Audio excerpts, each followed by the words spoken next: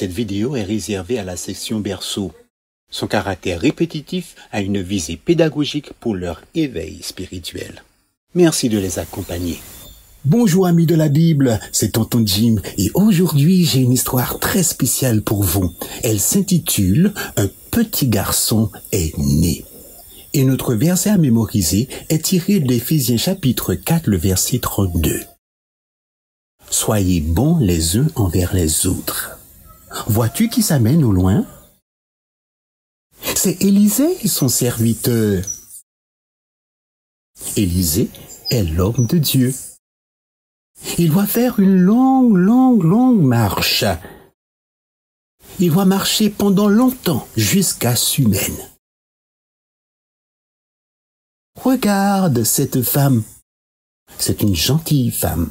Elle voit venir Élisée. Tout étonnée, elle dit « Venez chez nous, venez manger avec nous ». Et Élisée accepta l'invitation.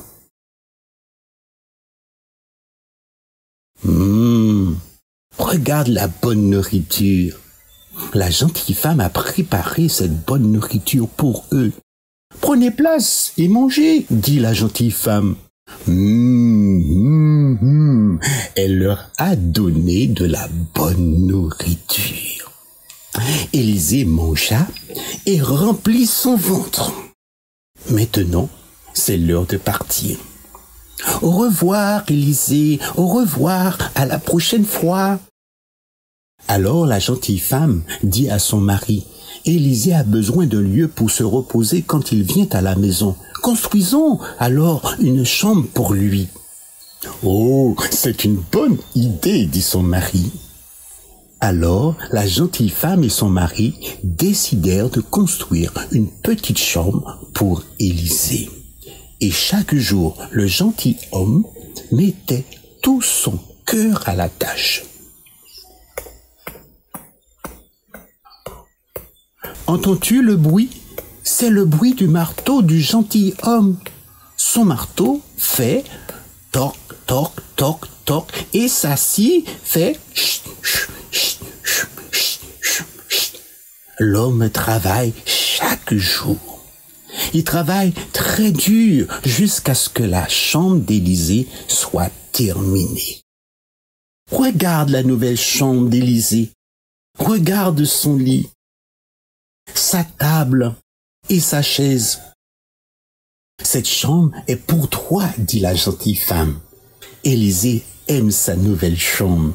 Merci beaucoup, dit Élisée. C'est si gentil de votre part. J'aimerais à mon tour vous offrir un cadeau également. Mais la gentille femme dit, merci beaucoup. Je n'ai pas vraiment besoin de quoi que ce soit. Élisée voulait vraiment faire quelque chose de spécial pour eux. Son serviteur lui dit, cette gentille femme n'a pas d'enfant. Elle veut vraiment avoir un enfant. Parfois, elle est triste parce qu'elle n'a aucun enfant chez elle. Alors Élisée dit à la femme, tu as été très gentille envers moi et je demanderai à Dieu de vous donner un petit garçon l'an prochain. Et tu auras un grand garçon que tu pourras aimer. Puis Élisée partit. Au revoir Élisée. Regarde le bébé. Il est si mignon. Regarde qui vient. Élisée, viens voir mon petit garçon. Regarde comme il est beau, dit la gentille femme. Élisée est très content pour la gentille femme. Son bébé est en train de grandir et bientôt il sera un grand garçon. La gentille femme est heureuse parce que Dieu lui a donné un petit garçon à aimer. Dieu nous aime tous. C'est pourquoi il aimerait que nous soyons tous bons les uns envers les autres. Il y a un chant qui dit exactement ça. Alors, chantons-le. Soyez bons vers chacun. Soyez bons, comme le fut Jésus. soyez bons, soyez bons, soyez bons vers chacun, soyez bons, comme le fut Jésus. Prions. Tendre Père, merci de tous nous aimer. Merci de me montrer comment je peux être bon envers les autres. Je veux que tu sois heureux en étant toujours bon. Au nom de Jésus. Amen.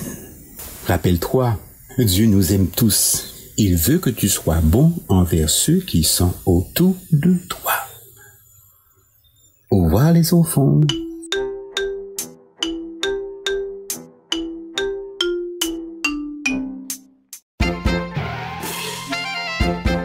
Bonjour les enfants, c'est Lorena qui vous parle et l'histoire que je vous raconte aujourd'hui s'appelle « Des anges tout autour ». Et notre verset à mémoriser nous dit comme ça « Priez les uns pour les autres ». Et ce texte se trouve dans Jacques 5, 16.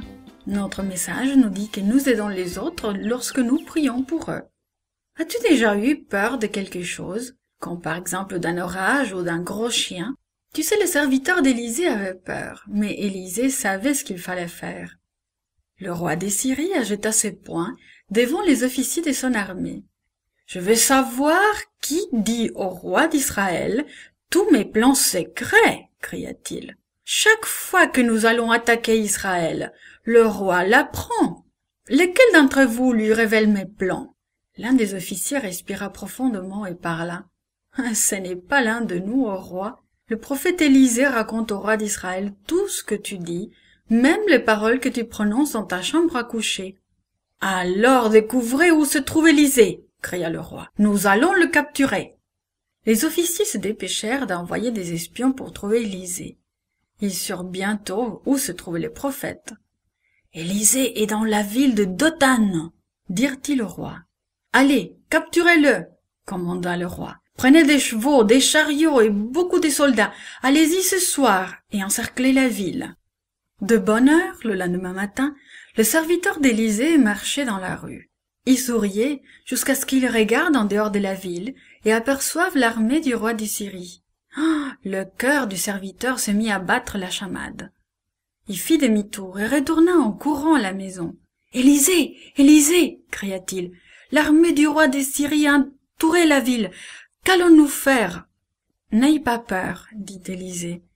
Viens avec moi. » Les deux hommes montèrent sur le mur de la ville pour mieux voir. Beaucoup de chevaux, des chariots et beaucoup de soldats cernaient la ville. « N'aie pas peur, dit encore une fois Élisée. L'armée, qui est de notre côté, est plus nombreuse que l'armée du roi de Syrie. » Puis Élisée pria. « Seigneur, ouvre les yeux de mon serviteur, permets-lui de voir. » Le Seigneur ouvrit les yeux du serviteur. Quel spectacle incroyable! Les collines étaient couvertes de chevaux et de chariots de feu. Les anges de l'armée de Dieu avaient entouré l'ennemi. Il n'oublierait jamais une telle vision. Ce matin, il apprit que les anges sont toujours là, même si les enfants de Dieu ne le voient habituellement pas. La prière d'Élisée avait aidé son serviteur effrayé. Et nous aidons les autres lorsque nous prions pour eux. Souviens-toi, Dieu entend toujours nos prières.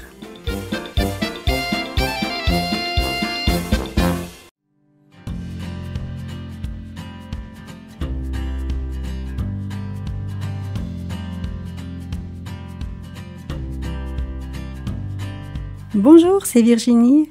La leçon d'aujourd'hui a pour titre « Enfin réunis ». Le verset à mémoriser se trouve dans Galates 6, verset 10. « Pratiquons le bien envers tous et surtout envers les frères en la foi. » Aides-tu à répondre aux besoins des autres dans ta famille? Joseph le faisait. Lisons comment il fit preuve d'amour et de gentillesse.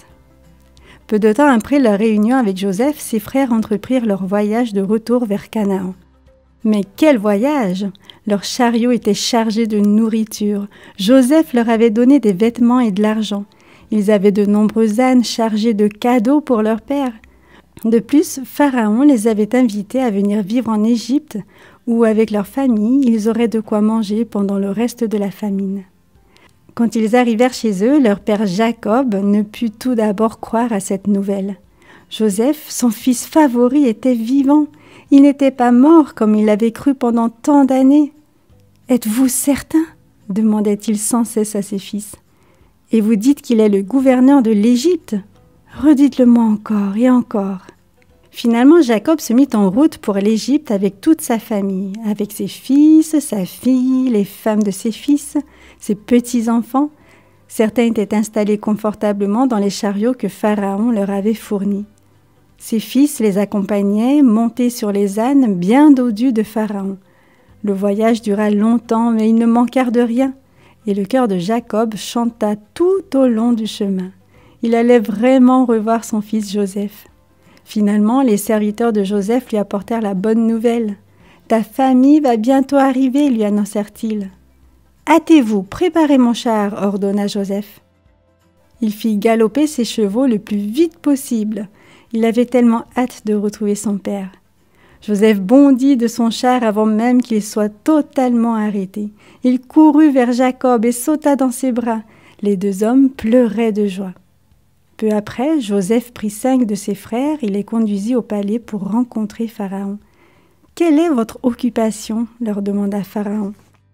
Les frères répondirent « Nous sommes bergers. »« Tes frères peuvent vivre à Goshen, dit Pharaon à Joseph. C'est le meilleur endroit de mon pays. Et j'emploierai aussi tes frères pour prendre soin de mes troupeaux s'ils le veulent. » Joseph prit son père et lui fit rencontrer Pharaon. Et Jacob, ce grand homme de Dieu, bénit Pharaon, le puissant roi d'Égypte.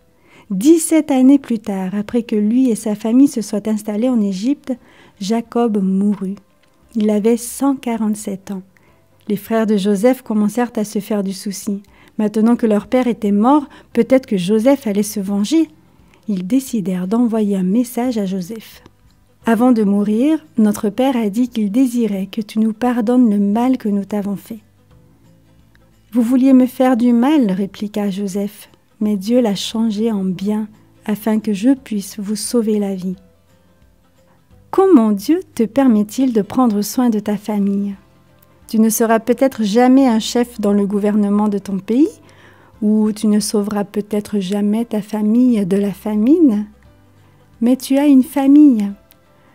Que peux-tu faire maintenant pour la protéger, l'aider et l'aimer? Comment peux-tu montrer aux membres de l'Église que tu veux aussi les aider?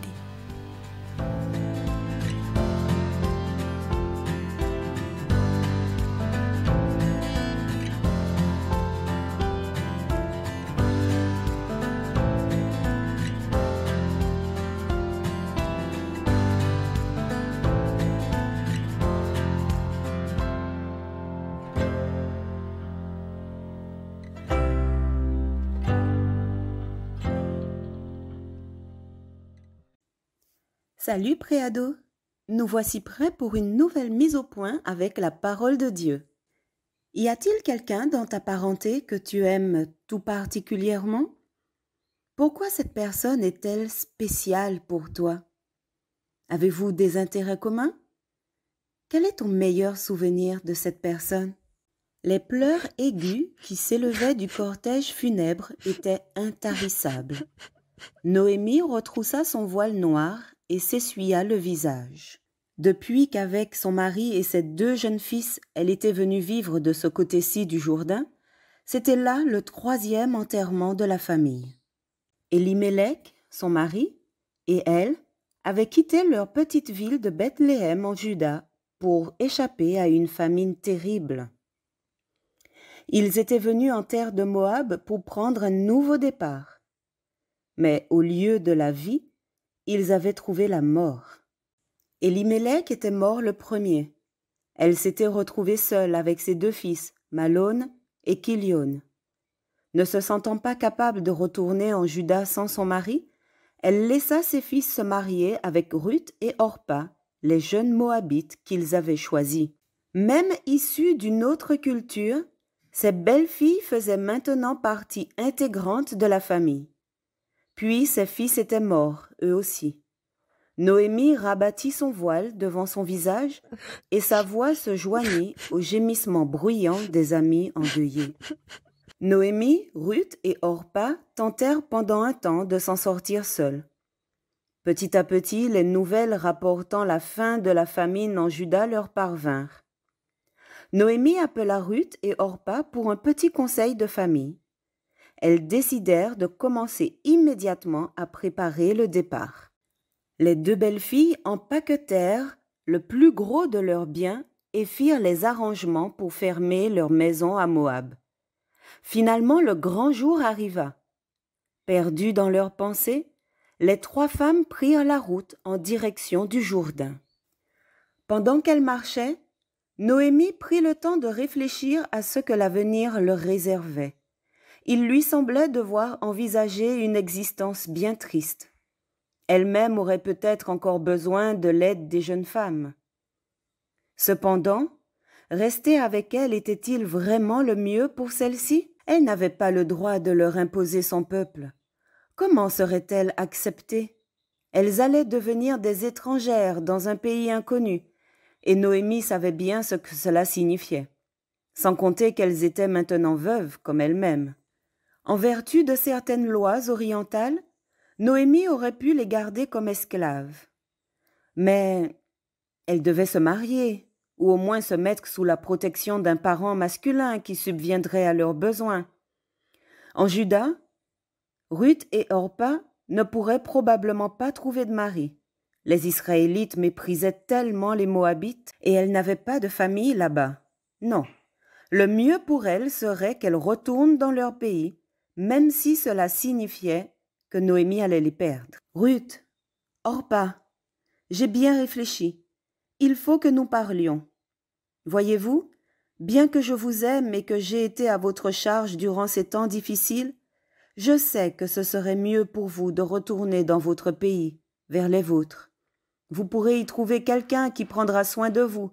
Vous pourrez même vous remarier et devenir mère, comme vous le souhaitiez. Orpa l'interrompit aussitôt. « Mais comment vas-tu te débrouiller sans nous? Tu ne sais même pas s'il te reste de la famille là-bas. » Noémie répliqua. « Dieu m'a fait grâce de votre amour et de votre affection.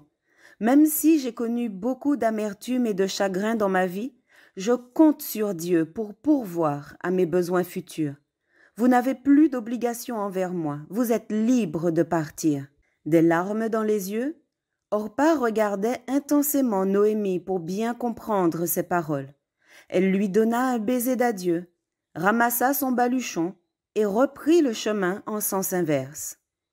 Ruth et Noémie restèrent seules. Finalement, Noémie rompit le silence. « Va avec elle. »« Mère Noémie, » répondit Ruth, « je t'en prie, ne me dis plus cela. J'ai pris ma décision. Je ne retourne pas en arrière. Où tu iras, j'irai avec toi. Là où tu demeureras, je demeurerai. Et ta famille sera ma famille. » Elle fit une pause, choisissant soigneusement les mots qu'elle allait prononcer. « Par-dessus tout, mère Noémie, je veux que ton Dieu soit mon Dieu. Je ne te quitterai pas. Je mourrai et serai enterrée avec ton peuple. » Noémie fixa sa belle-fille. Elle comprit que Dieu appelait Ruth. Malgré la douleur et la peine entourant la perte de son mari et de ses deux fils, Dieu utilisait les circonstances pour attirer vers lui cette précieuse personne. Elle n'allait plus pousser Ruth à retourner chez elle. Lentement, elle ramassa son sac et se dirigea vers le chemin. Ruth la suivit et ensemble, elles firent route vers Bethléem, vers de nouveaux horizons que Dieu avait préparés pour elle.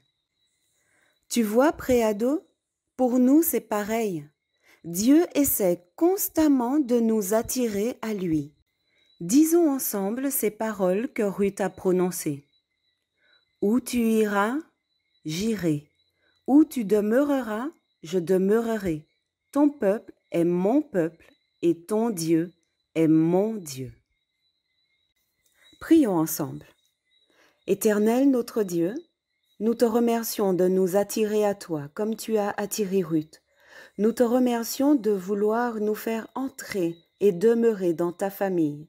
Seigneur, ouvre nos yeux pour que nous puissions, nous aussi, inviter d'autres à se laisser attirer par toi. Nous te prions afin que tu nous aides à voir autour de nous les personnes qui ont un besoin spécial, les personnes de notre entourage que nous pouvons aider et qui, par ta grâce, Seigneur, trouveront une famille aimante, une famille chaleureuse, une famille accueillante dont tu es le Père Tout-Puissant. Merci, Seigneur, de nous guider tout au long de cette semaine. Au nom de Jésus, nous t'avons prié. Amen.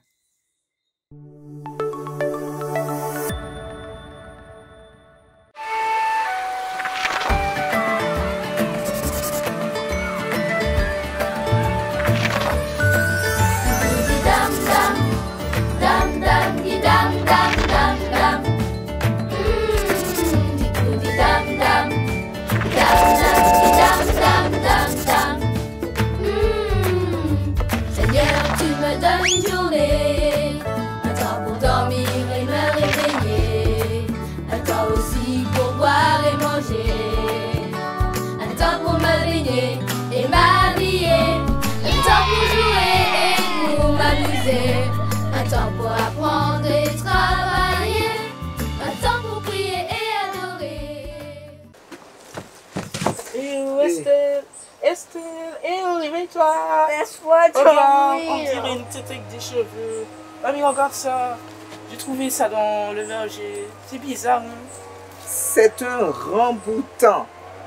En général, l'arbre donne du fruit fin décembre, mi-janvier. Cette année, ils sont un petit peu en avance chez nous. Ça ressemble vraiment à une tête de cheveux ébouriffée. Hein? On pourrait réaliser des têtes de marionnettes pour notre spectacle. Qu'en penses-tu, Mathéo? Si mamie nous donne la permission, c'est parfait. Je préfère que vous utilisiez les petites balles de ping-pong comme prévu. Ces fruits, ils sont trop rares et trop précieux pour les abîmer et les gaspiller. Mais je suis de votre avis. Ils ressemblent à une tête. D'ailleurs, on appelle ces fruits-là litchi chevelu. C'est vrai qu'il ressemble au litchi. Hein? Une grave ressemblance. Ce petit fruit, appelé ramboutan, aide à l'élimination des déchets stockés dans le rein, notamment grâce au phosphore qu'il renferme. Il est riche en vitamine C et sa consommation prévient les infections. Ah, je comprends mieux pourquoi il est si précieux. Les fruits ont tous une forme différente. C'est rigolo, pas vrai, mamie? C'est pour le plaisir des yeux, ma chérie, et aussi pour notre plus grande joie. Notre Créateur fait tout à merveille. Il nous parle au moyen de la Bible, mais aussi à travers la nature. Regardez tout autour de vous. Regardez comme c'est beau. Vous savez, chaque matin à mon réveil, je remercie Dieu pour sa merveilleuse création dont nous faisons partie. Il devait être vraiment très beau, le jardin d'Éden. Et Adam et Ève devaient être les gens les plus heureux du monde.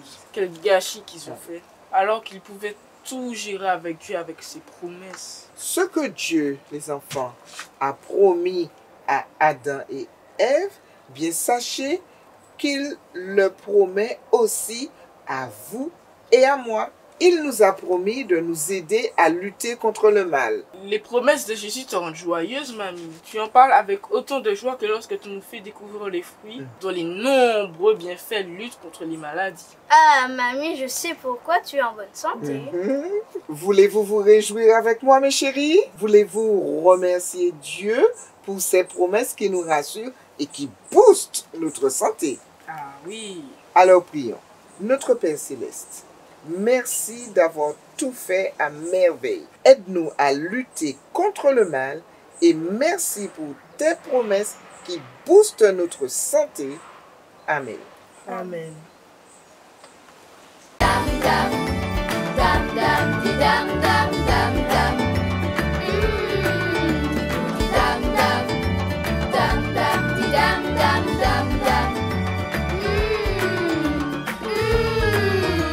Seigneur, tu m'as donné tant de choses.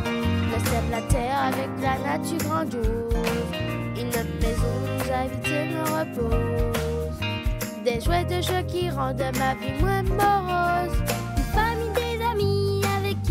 cause de quoi boire et manger chaque jour à bonne dose, pour que de joie toute ma vie explose.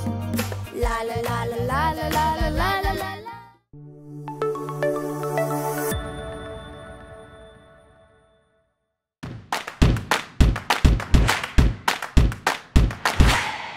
Salut les amis, si vous aimez nos vidéos, abonnez-vous et n'oubliez pas le petit pouce bleu.